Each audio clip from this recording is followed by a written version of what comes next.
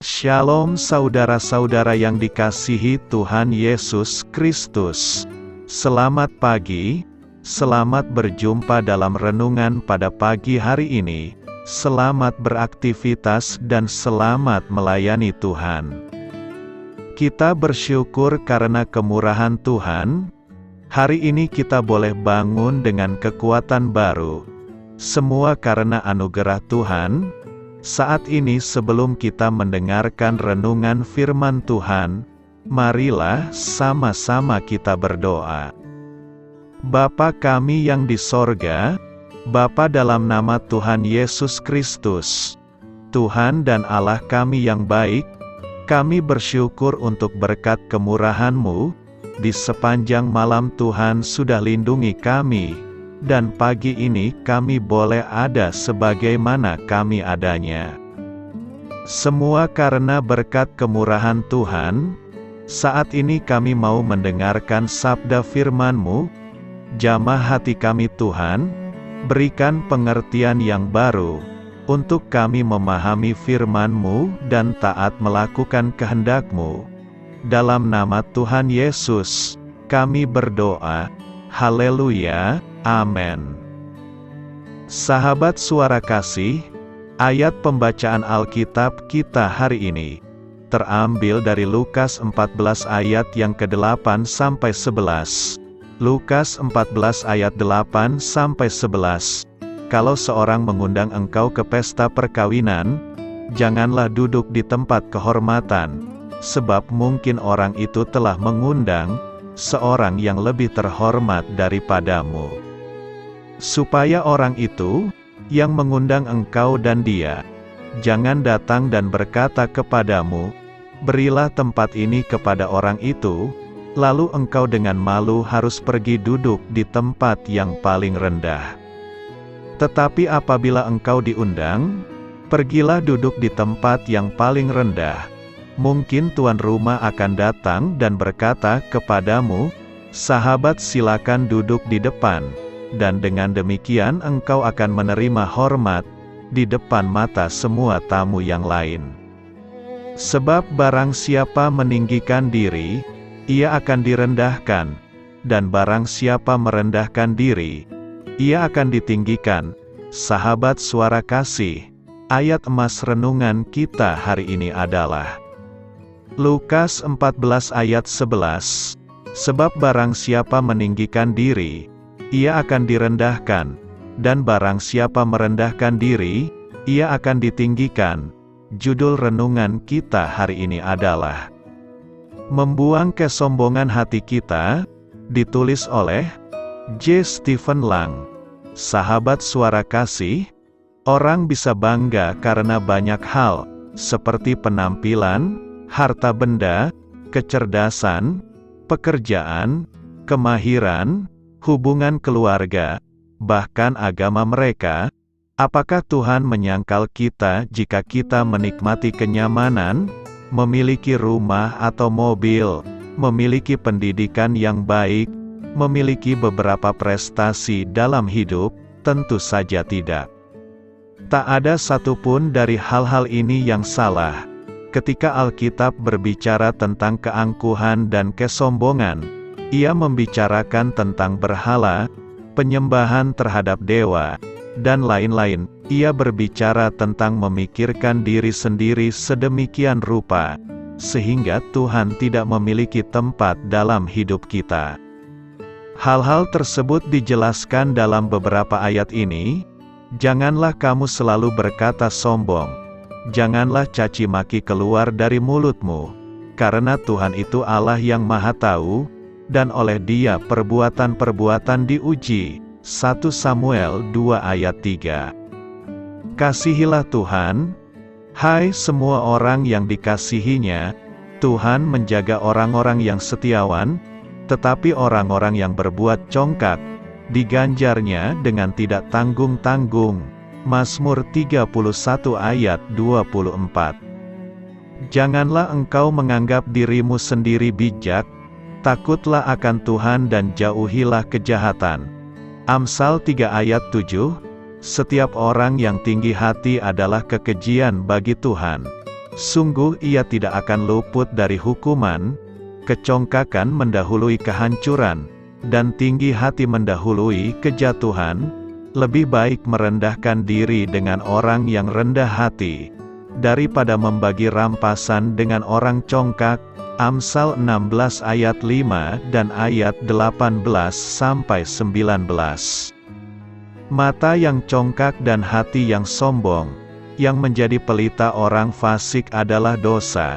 Amsal 21 ayat 4, manusia yang sombong akan direndahkan, dan orang yang angkuh akan ditundukkan, dan hanya Tuhan sajalah yang maha tinggi pada hari itu.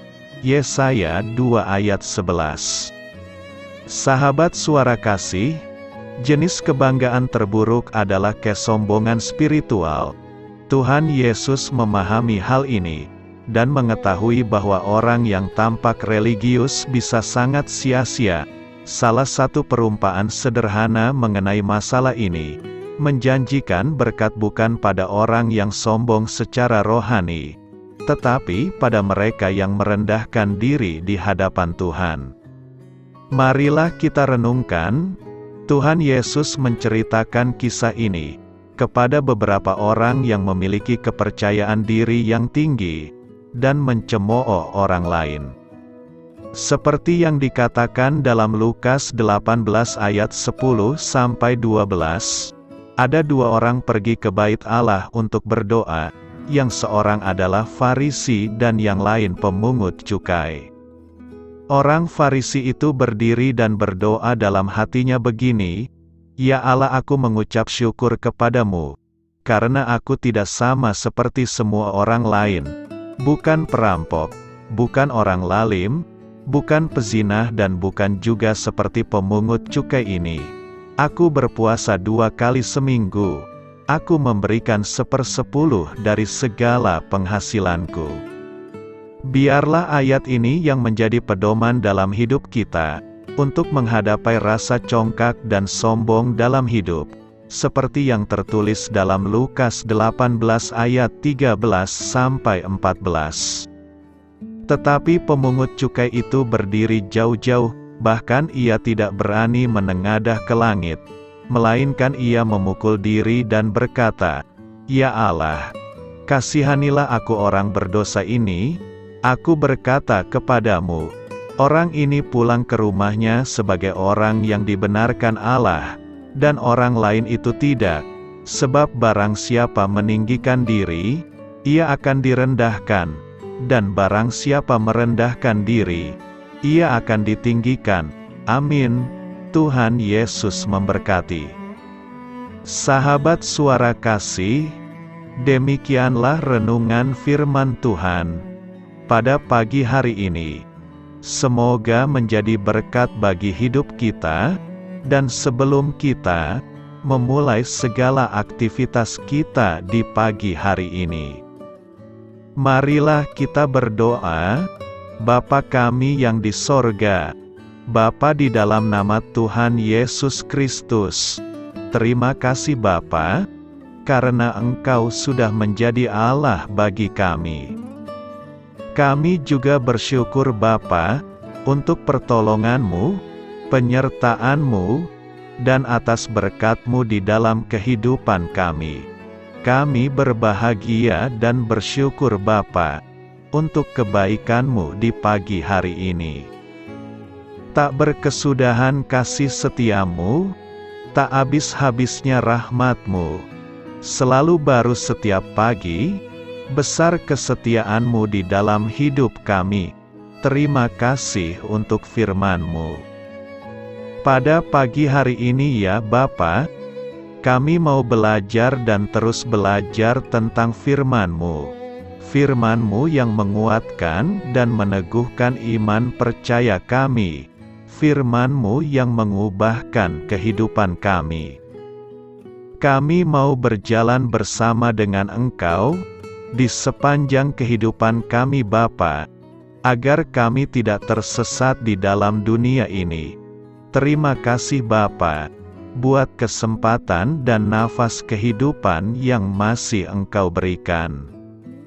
Kami mau memakai kehidupan kami untuk hormat dan kemuliaan nama-Mu.